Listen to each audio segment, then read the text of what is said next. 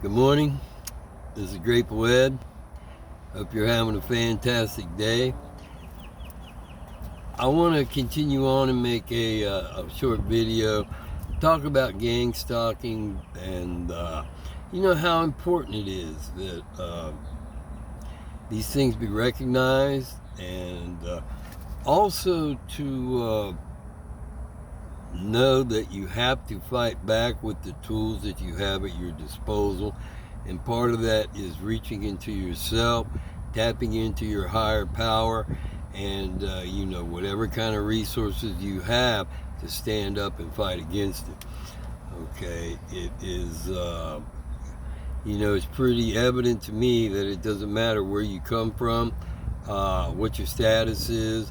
If you're targeted individual, then they're going to come at you with all the weapons they have. And the family crime family syndicate, no matter what kind of dreams and schemes they're going to come up with, you can fight it and you can win.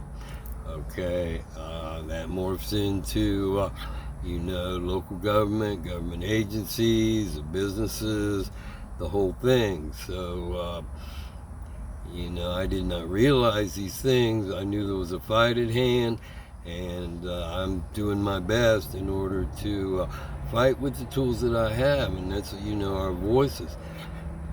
This is not about me, okay, and I want to make that clear. But when you lay it out like this, how can I say it? When you try to trap me and then you tell me exactly what you're doing, then I'm going to stand up and use the resources that I have, and we'll fight back. So let me start off by saying that as far as the hometown goes, and I had this for a while, but I didn't bring it up, and I it's never too late, but I want to bring this up. Whatever happened to Jimmy Knight? Okay, I don't know, and to be, fair about it, I never asked anybody, any of the homeboys, homegirls that I had relations with back in Mesa.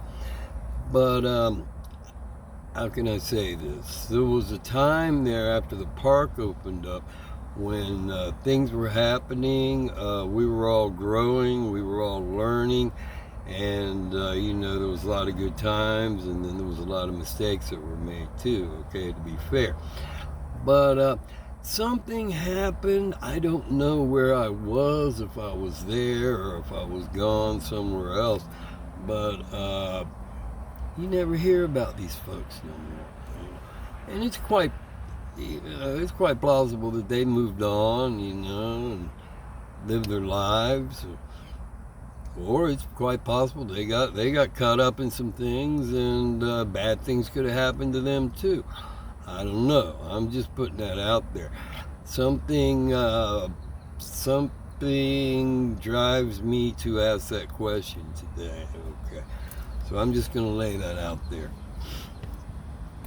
When it comes to the gang stalking and the the government agencies, I got a lot of stories. Okay, and it helps me to talk about it, and then again, if it helps somebody, that's how this thing all goes around, is connected, and try to help people snap out of it, or at least let them know, hey, it's not all you. There's a lot of people with really, really bad, evil intent that are they're hell-bent on trying to take you out for whatever reason.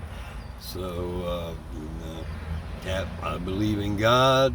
Tap into that higher power. If you don't, maybe you'll find a signal, you'll find a story, you'll find a reason to reconsider that. But anyway, I'd go out to Kroger's, and the newer Kroger's, and there was that's another story. But there was a little shopping at the mall down there, a little strip mall, and sometimes I'd stop in to get a health check. Okay, so I noticed that there was a fire department, the trucks there. They would also come in and out about the same time, usually about 2 o'clock in the afternoon. Uh, but anyway, one day, one of the gentlemen, he was in there and struck up a conversation with me. And usually it starts with, well, how long you lived in Mesa? Okay. That was the same MO they used in the Life Squad when me and June were in there. That's another story. But anyway, the story went up, and it was small talk, but it was not friendly small talk. Okay, it was more like, I don't know. Do you know this? You know that? Oh, we got good roads. That's right. That's right. Come election time. So again, maybe they're taking some of my stories from their illegal surveillance and trying to twist and turn that around on you. You got to watch out for that, And but anyway, it got really nasty when he talked about, or no, he asked me, "Do you know who Fuzzy Burner is?" And the answer was no, I do not know, but I mean, I have heard of the name. There was a time in Mason when we were all volunteer fire department, and as a child, I would see them, go in and report for duty, and then, maybe the fire truck or whatever, ambulance would go out, on their mission, whatever. But do you know Fuzzy Burner? And the answer is no. So, it begs the question, why would you ask me that?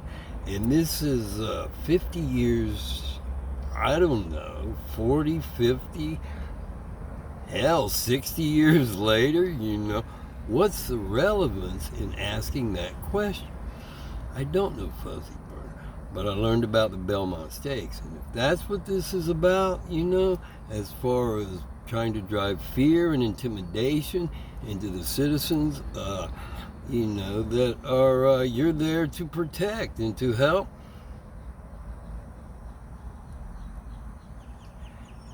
that's going to get uncovered, okay? Because I truly, truly believe you got to speak up about these things. It just doesn't make sense, to wind the clock back and talk about these things without some kind of bad intent happening, trying to intimidate and psychological abuse. So again, this is not about me, but I believe you got to speak your voice and try to uncover these things, okay? And this was not a low-level officer, okay? This is someone high in the ranks. I don't know the name. I don't need to know the name, but I need to put this story out there today. I really feel that. So, that's all I got for, this story. But the gangstalking is real. We got to stand up for America. Together is how we do it, and it's a great time to be alive. And I'm grateful to tell this story today. It's not easy, but it's something I got to do, and it's a good thing to do it. It makes me feel good to do it. So I want to thank you very much. Have a great day. God bless you. God bless America, and keep on keeping on.